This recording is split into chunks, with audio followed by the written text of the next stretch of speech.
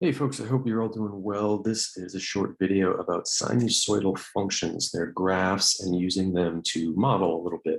So we talked about sine and cosine in the previous video, how they're defined, how to compute them, how to understand them in right triangles. What we didn't talk about so much is how to think of them as functions, which is really what this course is all about, is functions.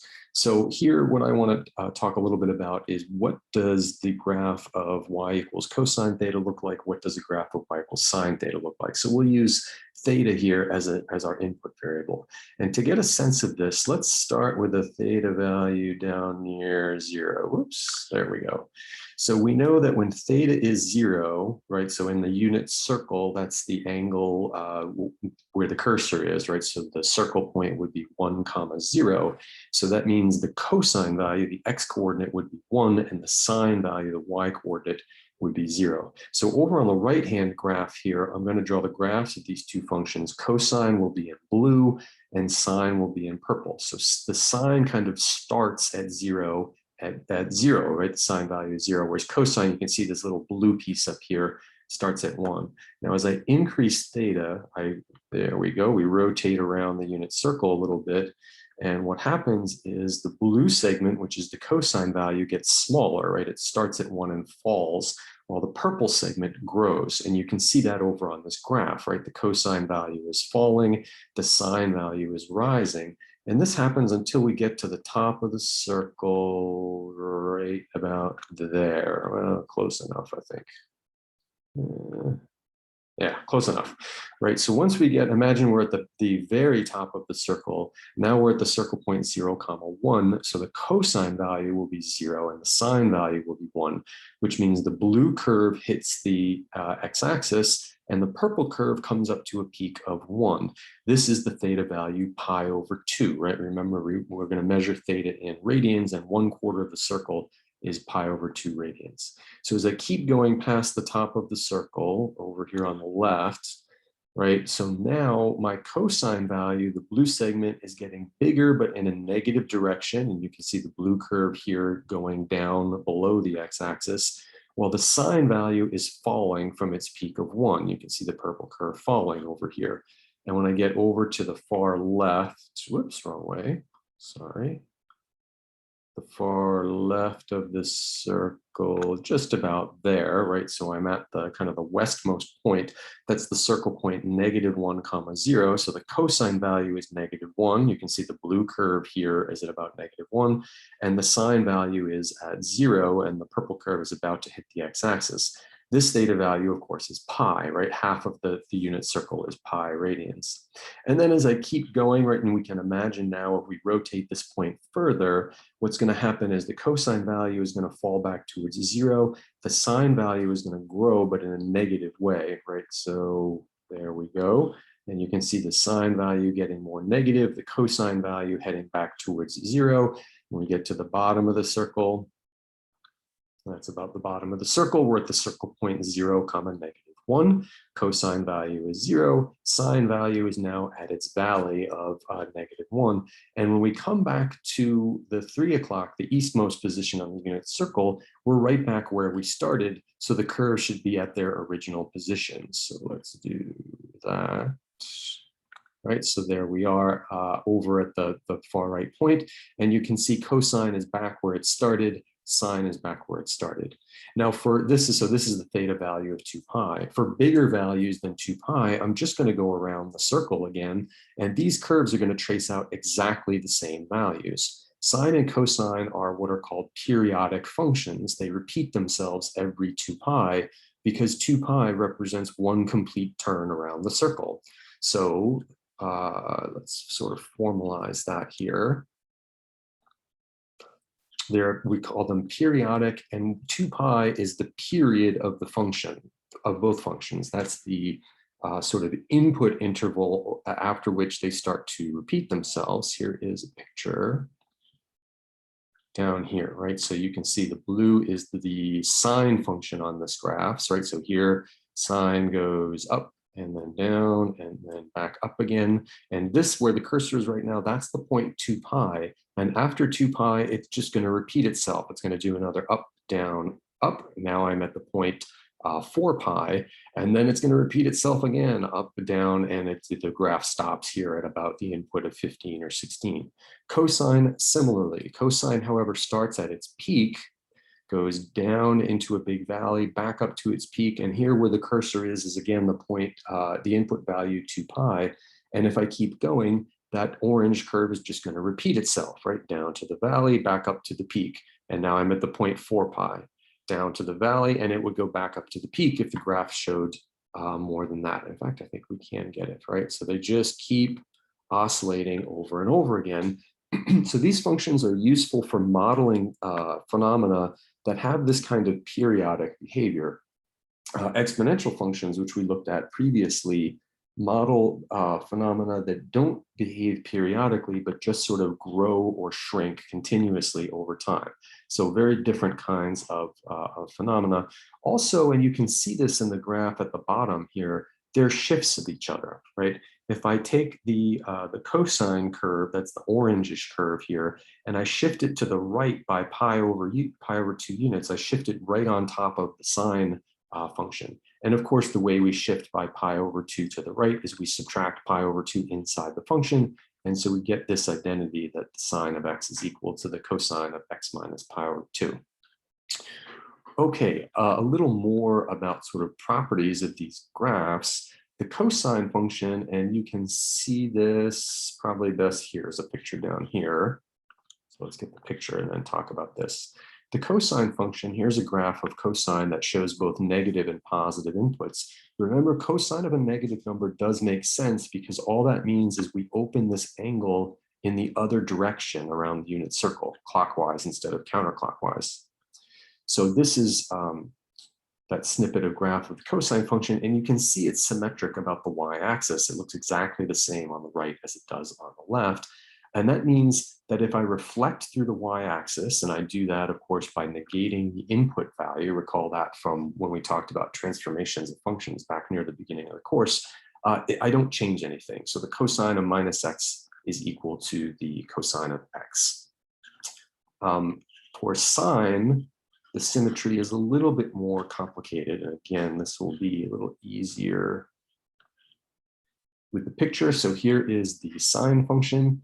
This is symmetric about the origin, which means if I reflect about both of the y-axis and the x-axis, so if I reflect about y then x or x then y, the order doesn't matter, I get back where I started. So that means that if I do both reflections, so you can see what's highlighted in blue there is I've negated both the input and the output. So that reflects about the y and then about the x. That doesn't change anything. I just get sine back again. And if I multiply both sides by -1, I get this identity for the sine function. Okay, a quick word about tangent. Mostly we're interested in sine and cosine here. We did define tangent in a previous video as the ratio of sine over cosine. And just a quick look at what the tangent function looks like. Here's the picture. You can see the tangent function has all these kind of breaks in it, right? These are called asymptotes, though that term isn't really important. And the breaks occur whenever the cosine function is 0. Okay, so really we're focused here mainly on sine and cosine. We've talked about what just the functions sine and cosine look like. We've mentioned that, and this picture is the best for seeing that, they're useful for modeling periodic behavior, things that sort of fluctuate back and forth. But in order to use them in models, we're going to need to modify them in various ways. That is, we're going to need to take these curves and sort of stretch them out and move them around to fit whatever model we're trying to build. So here are some ways that you can do that sort of thing. And we've talked about these modifications before, so there's nothing new in these transformations. All that's new is that we're applying them to sine and cosine. Okay, so first of all, if we multiply the functions by a constant, and here are some examples of doing that right here, right? So you can see in those blue highlighted examples, I have either a sine function or a cosine function multiplied by a number, right? With a 2 out front or a 3 or a 0.6 or whatever. Well, we know that when you multiply the output of a function, you stretch or compress the graph vertically. It's a stretch if the number is bigger than 1, and a compression if the number is less than 1. So here's what that looks like. Let's start with just a equals 1. So this is just the graph of one period of the sine function. And if I turn up that constant outside, so I'm going to increase it, you can see I stretch vertically, right? So the peaks and valleys get bigger. And then if I move it down, I do the reverse. I flatten the peaks and valleys out. Something similar happens with cosine, right? So here is the cosine function. If I increase this stretch factor, you can see the peaks and valleys get bigger, and if I decrease it, they get smaller. So that number out front is called the amplitude of the function. So for this one right here, the amplitude is 2. Here, the amplitude is 3. Here, the amplitude is 0.6, and so forth. And you can see from our picture, let's just set the amplitude equal to 2, that the amplitude is the height of the peak, right? It's really the distance from sort of the middle to the peak, but more about that later. Okay, another transformation that we can do is we can add a constant instead of multiplying by a constant, right? So here are 2 examples of what that might look like, right? I take sine x and I just add 4, or I take a cosine function and I add 6. We know that this shifts the graph up vertically. So here is what this looks like. This is just the ordinary sine function. I'm not adding anything.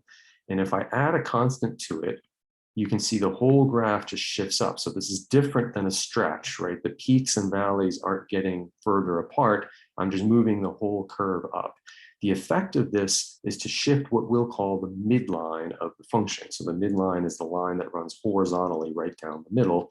And for just sine and cosine unmodified, the midline is 0, right? So the midline is really just the value of whatever this constant is. And if there's no constant there, then the midline is 0.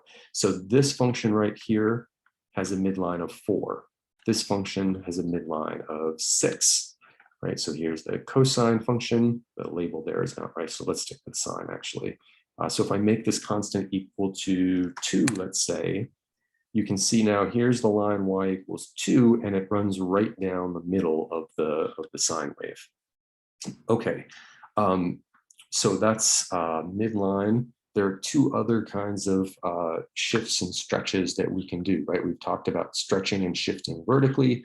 Well, we can also stretch horizontally by multiplying the input by a constant. Again, recall that from when we talked about transformations of functions. And this is what that looks like, right? So there's 3 examples where now I'm multiplying inside the function, not outside the function. So in this first example, I multiply the input by 2.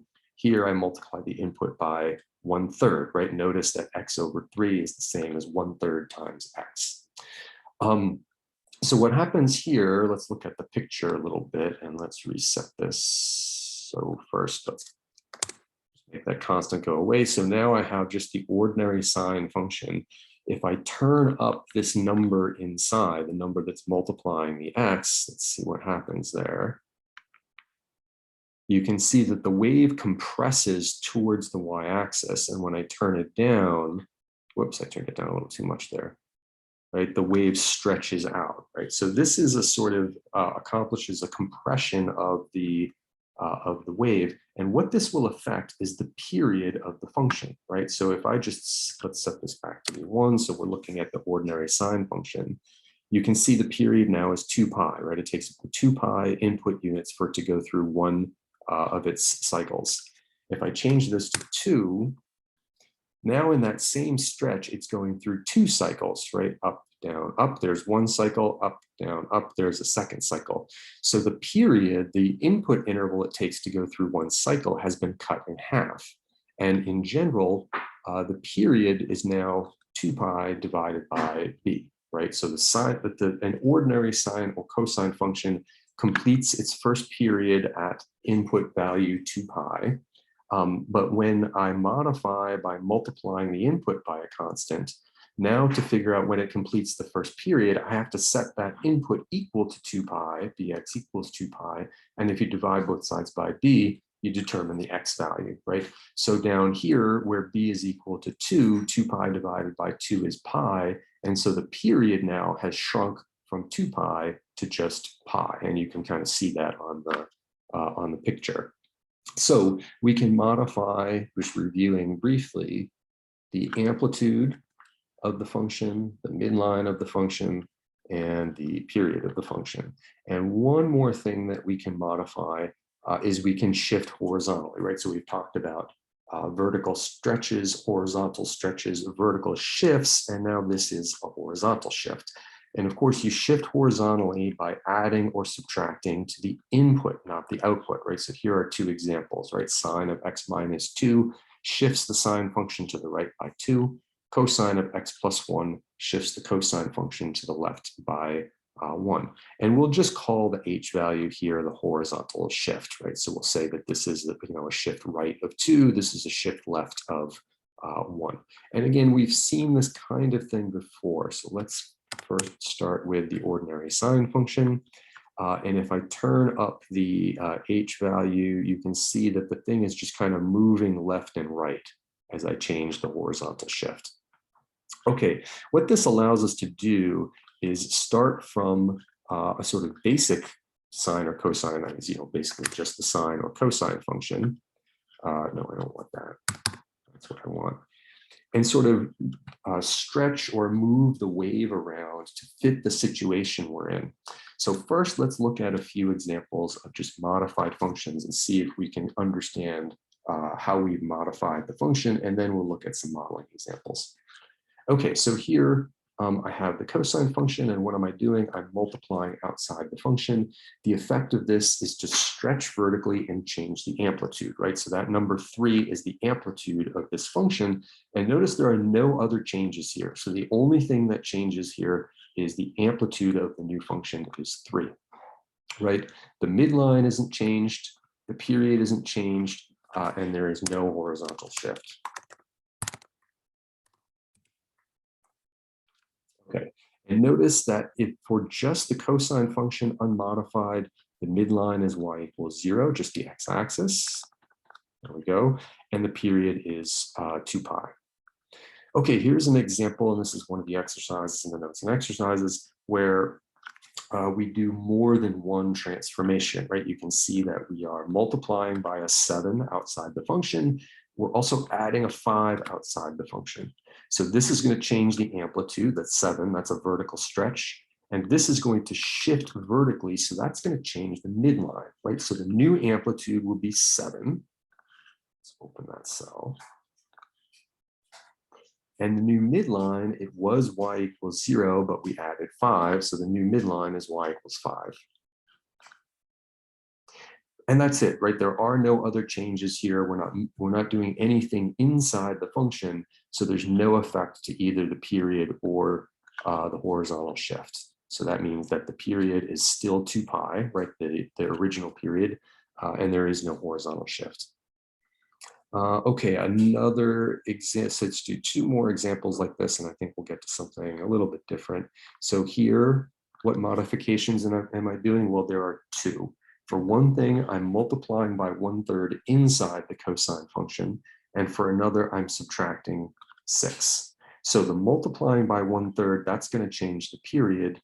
The subtracting 6 outside the function will lower the midline to y equals -6. And that's it as far as changes go, right? The amplitude is unchanged and the horizontal, and there is no horizontal shift. So because the amplitude is unchanged, the amplitude is 1, right? The amplitude of just sine and cosine by themselves is 1. The midline is going to go down 6. So instead of y equals 0, it's going to be y equals -6. And the period is going to change. The value of b is 1/3, right? That's what I'm multiplying the input by. So the new period will be 2 pi divided by 1/3. And that looks like this, right? There's 2 pi divided by 1/3. That's the same as 2 pi times 3, which is 6 pi. And as we said, there is no horizontal shift. Okay, let's take a look at this one, and then that's enough of sort of looking at these formulas, and we'll go on to do some other stuff. So here we have a number of different transformations happening at once, right? We're multiplying by 10 outside the function, so that's going to affect the amplitude. Adding 50 is going to affect the midline, and there's some stuff going on inside the function as well. In fact, a good first step here is inside the function, I'm going to factor a little bit so I can see what's going on, right? So now I can see there's a horizontal shift right there, right to the right by 4 units. And then I'm multiplying by 2 inside the function. So that's going to affect the period. Okay, so one thing at a time. The amplitude is pretty clearly 10, right? That's fairly straightforward to spot. It's just that number out front. The midline is going to move up 50, right, from y equals 0 to y equals 50. So I think we can get that one out of the way.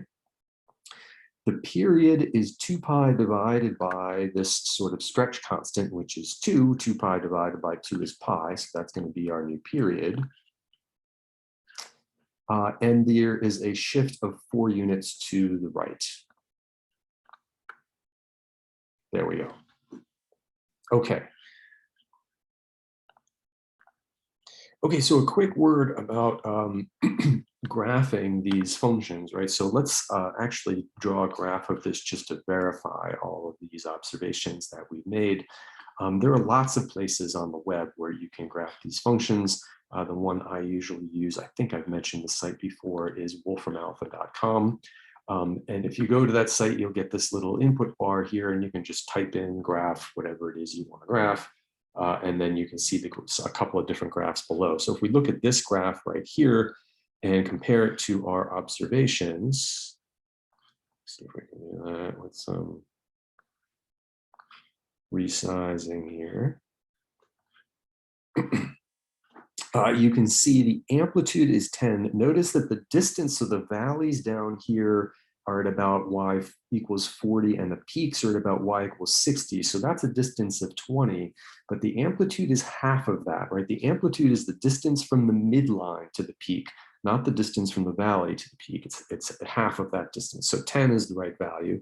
The midline is right here, right? Y equals 50. You can see the 50 there in the middle, and that indeed does run right down the middle of the wave. The period is pi, because if you start at a peak, let's say up here, and go to the next peak, right? So this peak is, that's about what, x equals a little less than 2. And then go to the next peak, that's what, about x equals 5. That gap is pi. Well, that's roughly right, right? Pi is a little more than 3. And we're shifted 4 units to the right. That's a little bit harder to see, but you can see on the top graph that this valley, right, this is the sine function. So ordinarily, the sine function at 0 would be here at its midline, but that's been shifted over by 4 units. Okay, so that's just a quick word about generating graphs on the web. Let's try exercise 6.3 from the notes and exercise. And I think what this one does is it gives you this picture and asks you to determine what function is being graphed here, which modification of a sine or a cosine. Well, we can make a number of observations just from looking at the graph, right? The first observation we can make is that the midline is y equals -15, right? The peak here is at -10, the valley is at -20, so the thing right in the middle is y equals -15. We can also get the amplitude from that observation, right? If the midline is -15 and the peak is -10, the amplitude is the distance from one to the other, so that is 5, right? So we're starting to assemble the pieces of our function. The period, again, the easiest way to spot the period is to go from peak to peak or valley to valley. So if I go from this peak, that's what, -13, it looks like. I'm looking at the x value there, and this peak is about x equals 6, right? So from -13 to 6 is a distance of 19 units. So if the period is 19, remember 2 pi over b is what gives us the period. So if I solve this little equation for b, I get the multiplier I need, 2 pi divided by 19. And finally, the basic shape here is a sine curve. Now, if this were not shifted horizontally, then this function should be at x equals 0, it should be on its midline. But if you can see, it's over to the right by about 1 unit, right? Just the distance from there to there. So we have a horizontal shift. If we put all this together, this is the result, right? So there's our amplitude out front. The midline, y equals -15. there's our horizontal shift, 1 unit, and here is our multiplier to change the period. So we can go back and forth. We can start with an algebraic formula, figure these things out, and sketch the graph. We can start with the graph and determine the algebraic formula just based on properties of the graph. All right, let's do a couple of modeling examples.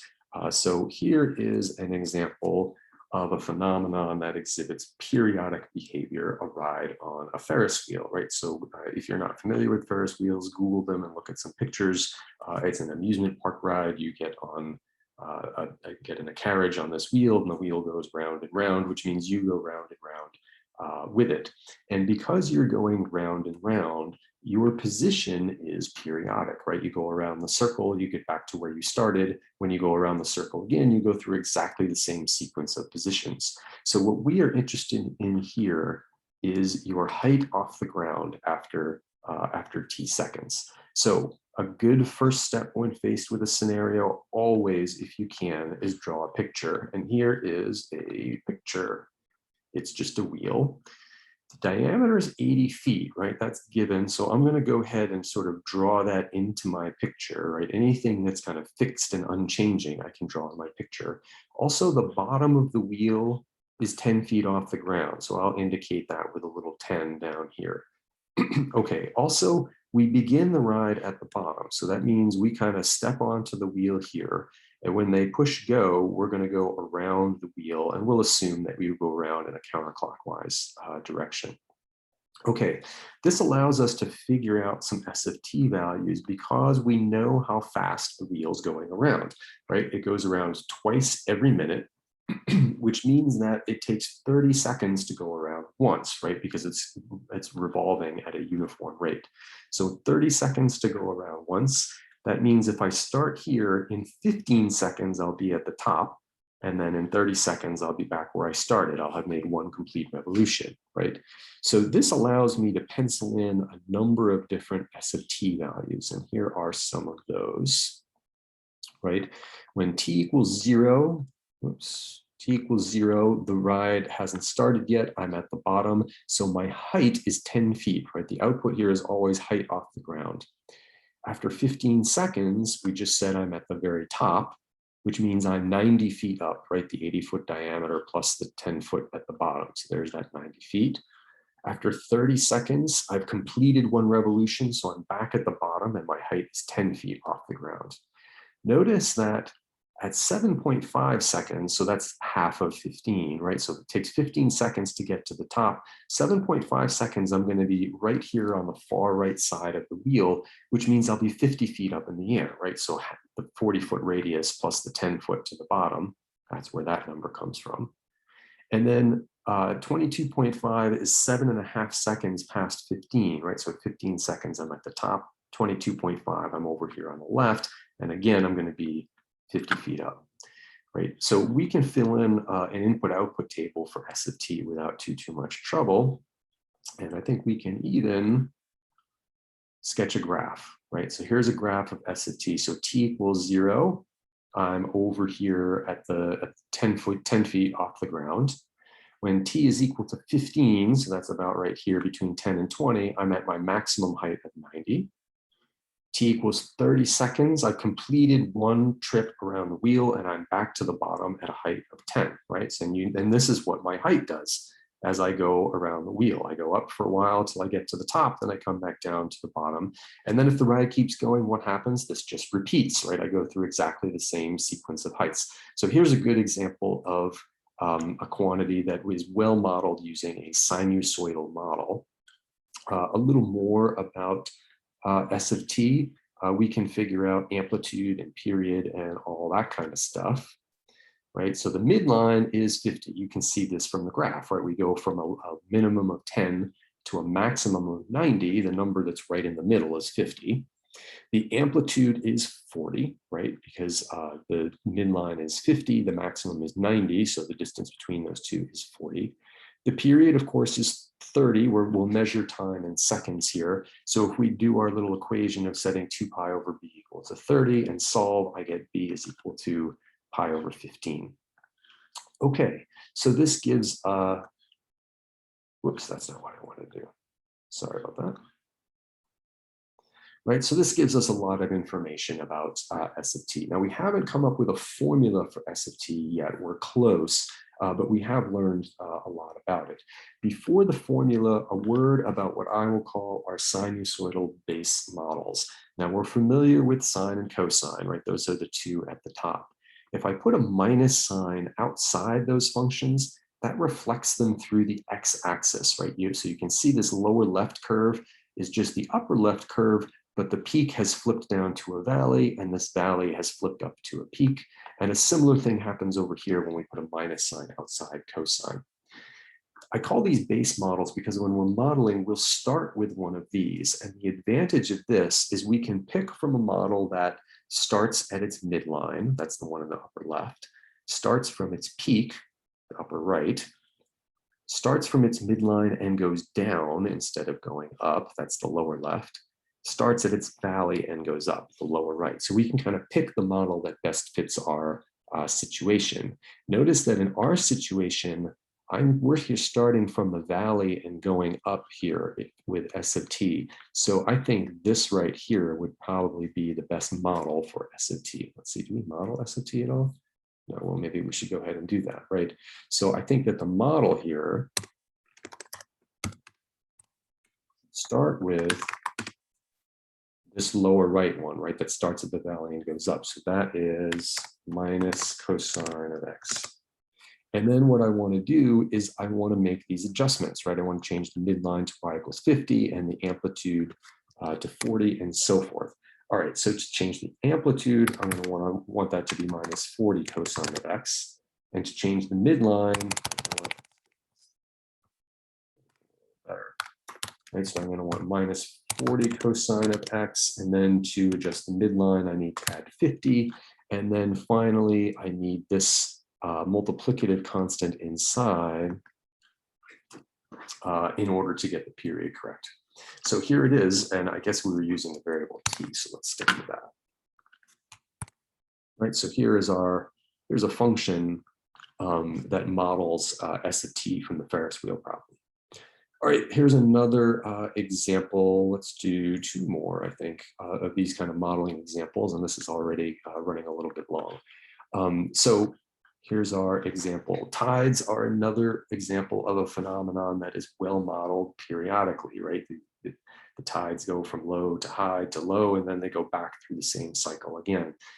They're not exactly modeled by a sinusoidal model, but it's a very good approximation. All right, so in any event, I don't know, I don't think this is exactly true today, but let's suppose that the low tide today is at 11 and the high tide is 6 hours later. That's usually about the right time difference at 5.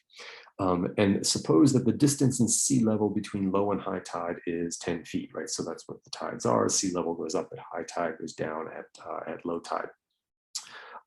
Okay, so let's start modeling this problem. So first, we'll carefully introduce the function that we're trying to create, right? All of our models are functions. They have an input and they have an output. Our output will be the height of the surface above the low tide line, right? So again, I'm being precise about how I'm measuring the output. The input will be time, but I'm not going to say t equals time. I'm going to indicate how I measure time. That's a modeling choice. You don't have to count time from 11 a.m., but I think it'll be easiest in this case. So this means that, for example, h of 1 would be the height of the water at noon, h of 2, the height at 1 p.m., and so forth. All right, so let's keep figuring out stuff we know about h of t, right? Again, this is sort of reiterating what I just said, right? H of 0 is the water height at time 0, which is 0 because we're measuring the height of the surface above the low tide line, right? So at low tide, it's at the low tide line, and that height is 0. 6 hours later, right, we're at high tide, and so the height will be 10 feet because we're assuming that there's a 10-foot gap between the low tide line and the high tide line. So we have a few values for this function that we can fill in. Notice that according to our assumptions, h of 12 would be back at 0 again, right? 6 hours, you go from low to high or back again. So in terms of modeling this, we are kind of starting at low tide. We're starting at the minimum, and then the height's going to go up. That makes this a good choice of base model, right? Because this base model starts at the minimum and goes up. So I'll use minus cosine as my base model. The amplitude is going to be 5 because the valley is at 0, the peak is at 10, right? So the distance from the midpoint between 0 and 10 is 5. And so the amplitude is 5. Notice that that's also the midline in this case, right? The midline between 0 and 10 is y equals 5. I think that's the next thing that we say. The period of this function is going to be 12 hours, right? We go from 6 hours, we go from low to high, and then another 6 hours, we go back from high to low, and we're back where we start again, right? So if the period's 12 hours, we can find the b multiplier by this equation, right? 2 pi over b equals 12, solve for b, and you get b equals pi over 6. And now we're all set. We can go ahead and write down our model. So you can see I'm using minus cosine as the base model.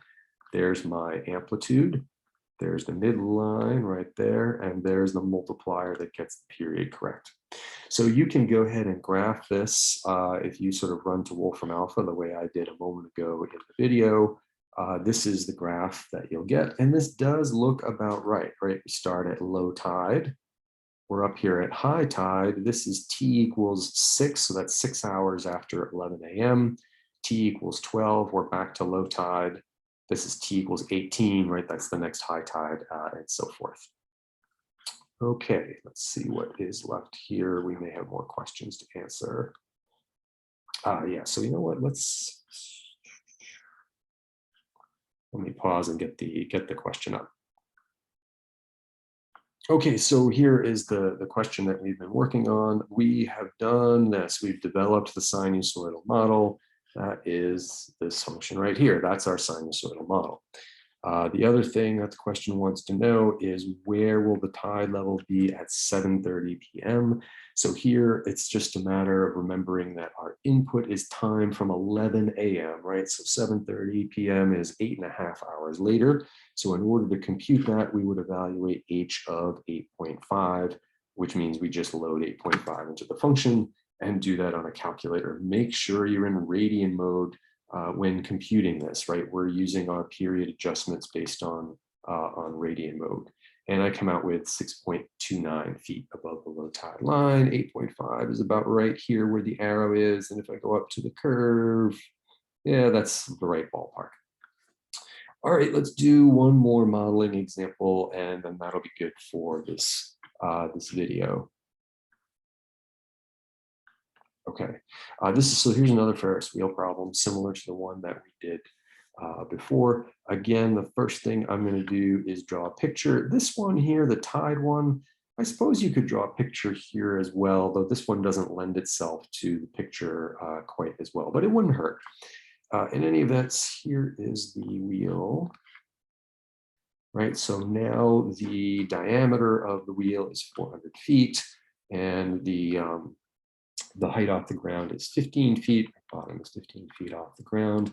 It makes one complete revolution every 3 minutes, right? So 3 minutes to go around once, which means it'll take 90 seconds to get to the top. Your ride on the wheel begins at the 3 o'clock position, and I've marked that with this dot over here on the right, right? So 3 o'clock position is the far right. So here we've got, there's some sort of platform or something over here that allows us to get on the wheel pretty high off the ground. So let's go ahead and construct our sinusoidal model. So first, again, I'm going to identify what my function is.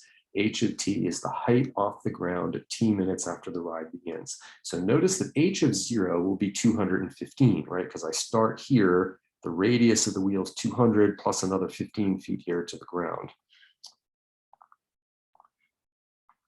And in terms of modeling, right, we're going to assume that we go around the wheel counterclockwise, which means that our height starts at the midline and goes up. And if we look back at our base models, that suggests this upper left one is probably the best model, right? This starts at the midline and goes up.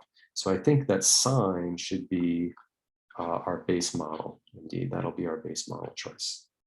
Okay, so let's go ahead and identify the amplitude and the period and all that. So notice that my peak height is 415 and my minimum height is just 15, right? So the middle of those two will be the midline. I don't know if that's what we do first. The amplitude is going to be the distance from the midline to the peak, right? So the midline here is at 215, the peak is up at 415, that's a distance of 200. Midline is 215, right? So that's again, just right down the middle. As far as the period goes, it tells us that the wheel, where does it tell us this? Yes, 1 complete revolution every 3 minutes. Well, that's the period then, right? 3 minutes is going to be our period. So that's going to allow us to figure out the value of B, right? B is equal to 2 pi divided by 3. So I have almost all the parameters that I need here to go ahead and write down the model, right? In fact, I do have all the parameters. Sine's my base model. 200 is the amplitude, right? There's the new midline, and there's the multiplier that gets the period correct. All right, let's see what exactly we're trying to figure out here. Okay, so we've done part A. We constructed the sinusoidal model. The next question is, how high off the ground are you 75 seconds after the ride begins? So this is a little different than the question B in the previous problem. Actually, no, I take that back. It's not, right? So all this is giving us a t-value of 75 seconds, and we want to know the height there. So all I have to do is be a little careful with my units, right? We measured time in minutes in our model. So we just want to make sure to convert 75 seconds to minutes. 75 seconds is 1¼ minutes, or 1.25. So that is the value that I would plug into my height function. And again, if you do that on a calculator, you come out with 315. Be careful that you're in radian mode when you do that calculation. And if you look at the graph of h of t, which again, you can get online or on your graphing calculator, this is what it looks like, and it looks about right, right? You start at the midline, you go up to a peak of 415, come down to a valley 15 feet off the ground, come back to the midline, and notice that the input value here is about 3, because 3 is the period of the function. And at the endpoint 1.25, let's see, that's about here or so, right? So what's my height? If I go straight up to the curve, yeah, 315 is a plausible value. Okay, that is good for section 6.1, sinusoidal functions and models. Take good care of yourselves, folks.